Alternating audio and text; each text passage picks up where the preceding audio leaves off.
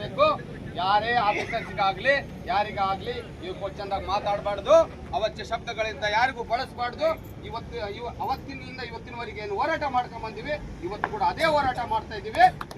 ಏನು ನಮ್ಮ ರೈತರಿಗೇನು ಇಲ್ಲಿಂದ ನಮ್ಮ ಏನೋ ರಕ್ಷಣೆ ಮಾಡಬೇಕಾಗಿದ್ದ ಅಂತ ನಮ್ಮ ಪೊಲೀಸರು ಏನೋ ರಕ್ಷಣೆ ಮಾಡೋಕ್ಕೆ ಕರ್ಕೊಂಡು ಹೋಗಿದ್ದಾರೆ. ಇಲ್ಲನಲ್ಲ, ಅವ್ರನ್ನ ಇಲ್ಲಿ ಕರ್ಕೊಂಡ್ಬಂದು ಬಿಡಬೇಕು ಅಂತೇಳಿ ನಾನು ಪೊಲೀಸರಲ್ಲಿ ಮನವಿ ಮಾಡ್ಕೊಂತ ಇದ್ದೀವಿ.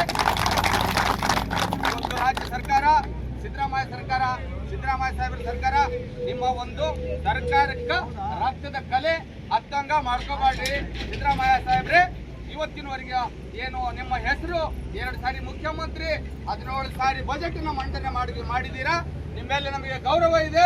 ರೈತರಿಗೆ ಈ ರೀತಿ ಅನ್ಯಾಯ ಆಗುತ್ತಂತ ನಿಮ್ಮ ಸರ್ಕಾರದಾಗ ಈ ರೀತಿ ಅನ್ಯಾಯ ಆಗುತ್ತಂತ ಹೇಳಿ ನಾವು ಅನ್ಕೊಂಡಿದ್ದಿಲ್ಲ. ಇವತ್ತು ನಾವೇನು ಅನ್ಕೊಂಡಿದ್ದೀವಿ ಇವತ್ತು ಖುಷಿ ಆಗ್ತಾ ಇದೆ. ನಿಮ್ಮ ಮೇಲೆ ಇನ್ನೂ ನಂಬಿಕೆ ಇದೆ. ನೀವು ಆದಷ್ಟು ಬೇಗ ನಮ್ಮ ರೈತರು ಏನು ಭೂಮಿ ಕಳ್ಕೊಂಡಿದ್ದಾರೆ ಅವ್ರಿಗೆ ಏನು ಸಿಗಬೇಕು ಏನು ಅದನ್ನ ಸಿಕ್ಕಾಗ ಮಾತ್ರ ಈ ಹೋರಾಟ ಅಂತ್ಯಗೊಳ್ತೈತೆ.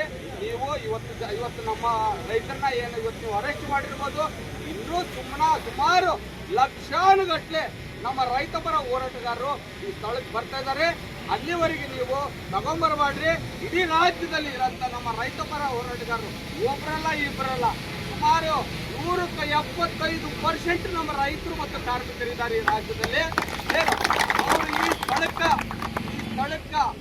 ಬರೋವರೆಗೂ ಸರ್ತಿ ಮಾಡ್ಕೋಬಾಡ್ರಿ. ಸನ್ಮಾನ್ಯ ಸಿದ್ದರಾಮಯ್ಯ ಸಾಹೇಬ್ರೆ, ಏನು ಒಂದು ವೇಳೆ ನಾವೇನಾದ್ರೂ ರಾಜ್ಯ ಮಟ್ಟದಲ್ಲಿ ಏನಾದರೂ ಹೋರಾಟ ಏನಾದರೂ ಹಮ್ಮಿಕೊಂಡ್ರೆ ನಿಮ್ಮ ಪೊಲೀಸರ ಕೈಲಿ ಏನು ತಡೆ ಹಿಡಿಯಕ್ಕೆ ಸಾಧ್ಯನೇ ಇಲ್ಲ. ಪೊಲೀಸರು 10 ಮಂದಿ ಇರ್ಬೋದು, ನಾವು 100 ಜನ ಇದ್ದೀವಿ.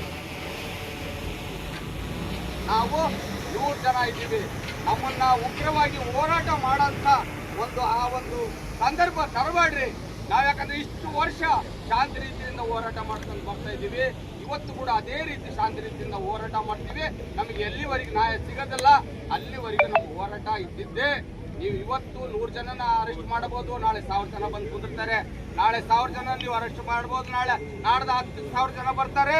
ಲಕ್ಷಗಟ್ಟಲೆ ಜನ ಇಲ್ಲಿ ಕುಂದ್ರಂತ ಸಂದರ್ಭ ಬರ್ತೈತೆ.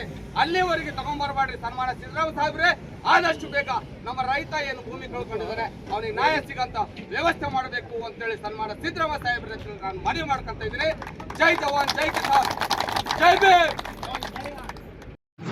ವಿಜಯನಗರ SP ಅವರಿಗೆ ನಾನು ಈ ಒಂದು ಹೋರಾಟದ ಮೂಲಕ ನಾನು ವಿನಂತಿ ಮಾಡ್ಕೊತಾ ಇದ್ದೀನಿ.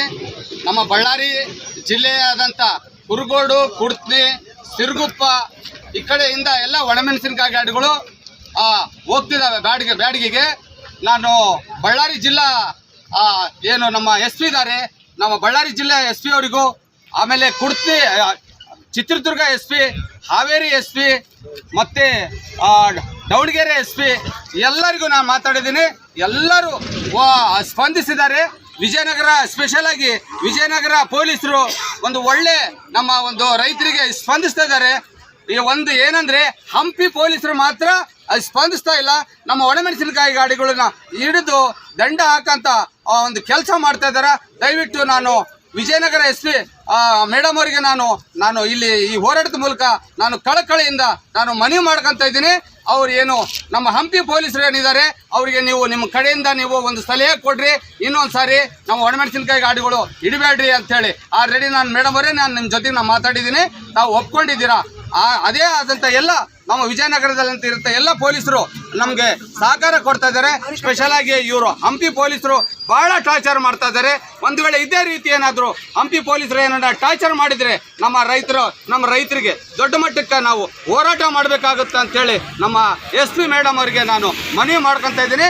ಇನ್ನೊಂದು ಸಾರಿ ನಮ್ಮ ರೈತರು ಯಾವೇ ಆಗಲಿ, ಬಾಳೆಕಾಯಿ ಆಗಲಿ, ಮೆಣಸಿನಕಾಯಿ ಆಗಲಿ, ಏನೇ ಒಂದು ಸರಕು ಏನು ತಗೊಂಡು ಹೋಗ್ತಿರ್ತಾರೆ, ದಯವಿಟ್ಟು ಹಂಪಿ ಪೊಲೀಸರಿಗೆ ಹೇಳ್ರಿ ಇನ್ನೊಂದು ಸಾರಿ ನಿಲ್ಲಿಸ್ಬೇಡ್ರಿ ಅಂತ.